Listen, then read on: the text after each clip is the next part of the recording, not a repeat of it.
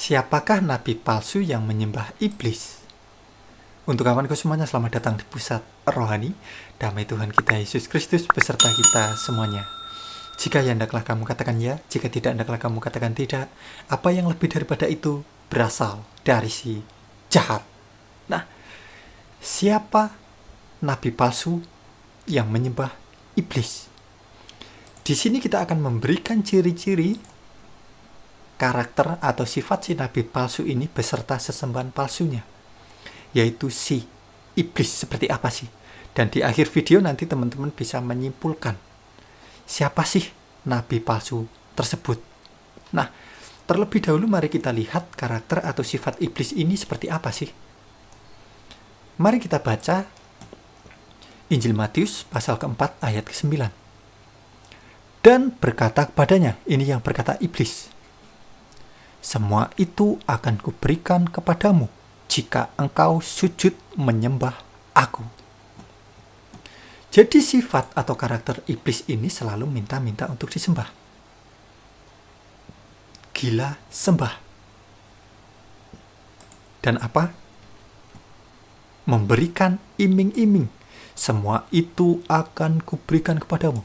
Yang bersifat keduniawian, kedagingan. Di dunia maupun di surga sama saja, bahkan mungkin di surganya jauh lebih parah. Contoh, aku akan berikan iming-iming.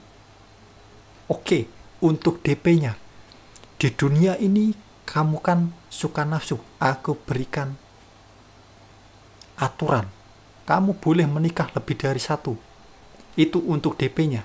Kamu boleh menikah mungkin batasnya 5 orang atau 10 orang. Kamu kan suka sekali dengan nafsu. Oke, kamu boleh menikah. Itu ajaran dari sesembahan yang benar menurut mereka. Padahal itu iblis. Ini hanya untuk DP. Di dunia kamu boleh menikah 5 orang atau 10 orang pasanganmu. Nah, ini untuk DP-nya. Nanti kalau di surga kamu akan aku berikan pasangan 100 orang. Mungkin seperti itu. Karena manusia lemah. Diberikan iming-iming godaan langsung ikut. Menurut mereka sesembahan yang benar. Oke? Dan berbeda sekali dengan karakter atau Tuhan yang benar. Sifat Tuhan yang benar seperti apa?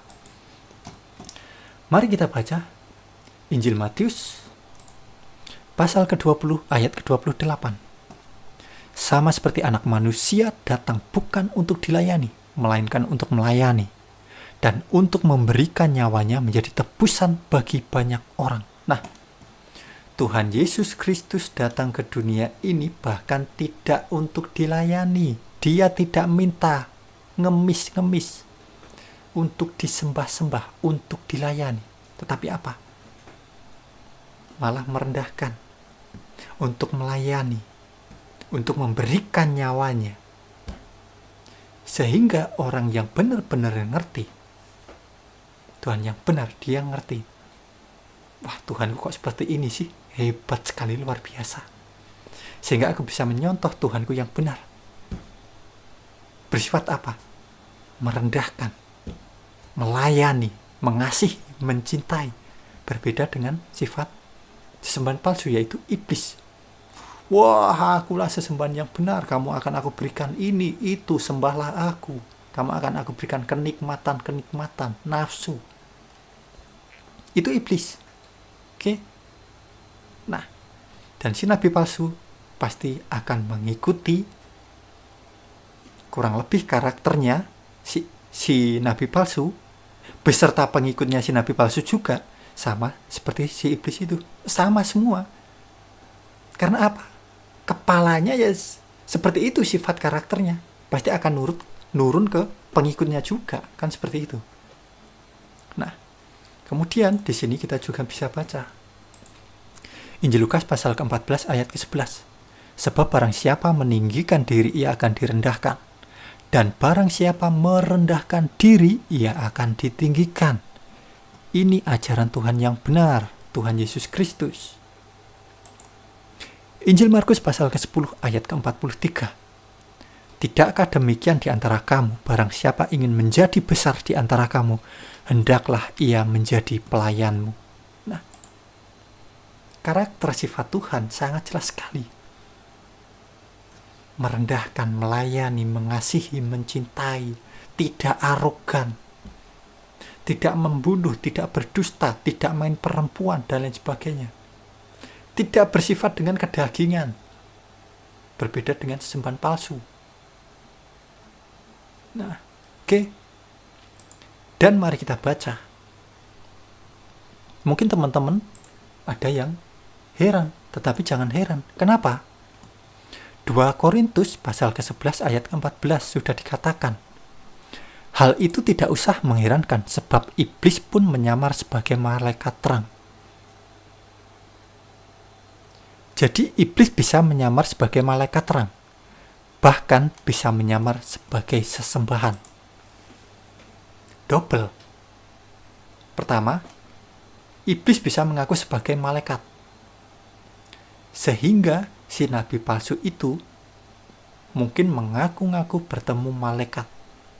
Entah mungkin di dalam goa atau di gunung atau di mana. Wah, saya ini bertemu dengan malaikat.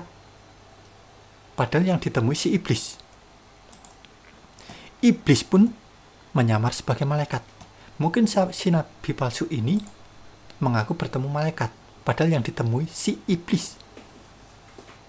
Dan juga sekaligus si iblis menjadi sesembahan palsu itu. Yang kita baca di Injil Matius pasal ke-4 ayat ke-9. Dan berkatalah kepadanya, yang berkata siapa tadi? Iblis.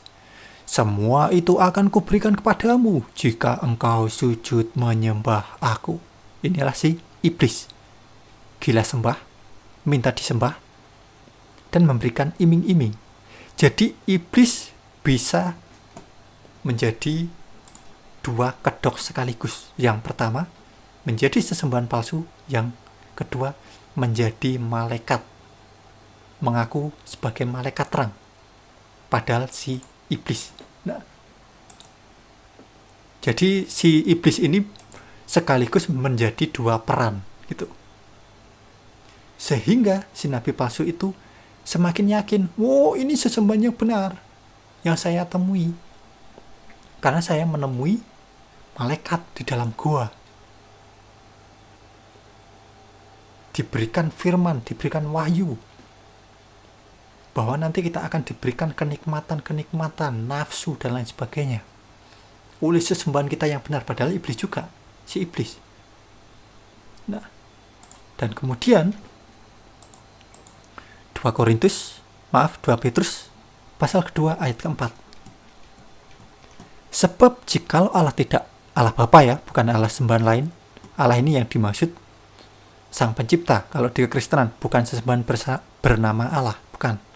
Sebab jikalau Sang Pencipta atau yang Maha Kuasa tidak menyayangkan malaikat-malaikat yang berbuat dosa, yaitu si iblis, setan, roh jahat, tetapi melemparkan mereka ke dalam neraka, dan dengan demikian menyerahkan ke dalam gua-gua yang gelap untuk menyimpan mereka sampai hari penghakiman. Jadi si iblis beserta pengikutnya, setan, roh jahat, ada di dalam gua-gua. Dan si nabi palsu semakin yakin, tertipu. Oke, di dalam gua-gua si nabi palsu mengaku bertemu si malaikat, padahal si iblis. Saya diberikan firman oleh sembahan yang benar. Kita akan diberikan kenikmatan-kenikmatan. Padahal juga si iblis yang berperan sama, mengaku malaikat, juga mengaku sesembahan. Nah, oke. Jadi seperti inilah beberapa contoh yang kita berikan. Teman-teman bisa menyimpulkan sendiri, kira-kira siapa sih nabi palsu tersebut. Nah, baik kawan, cukup sekian dulu video kita kali ini. Semoga teman-teman saudaraku semuanya terberkati. Untuk teman-teman yang mungkin baru saja menonton video di channel YouTube Pusat Rohani, bisa dukung kami dengan cara tekan tombol subscribe-nya untuk mendukung channel ini agar terus berkembang dan mewartakan kerajaan Tuhan kita Yesus Kristus. Baik kawan, terima kasih sudah menonton video di channel YouTube Pusat Rohani. Damai Tuhan kita Yesus Kristus beserta kita semuanya Terpujilah Tuhan kita Yesus Kristus. Amin.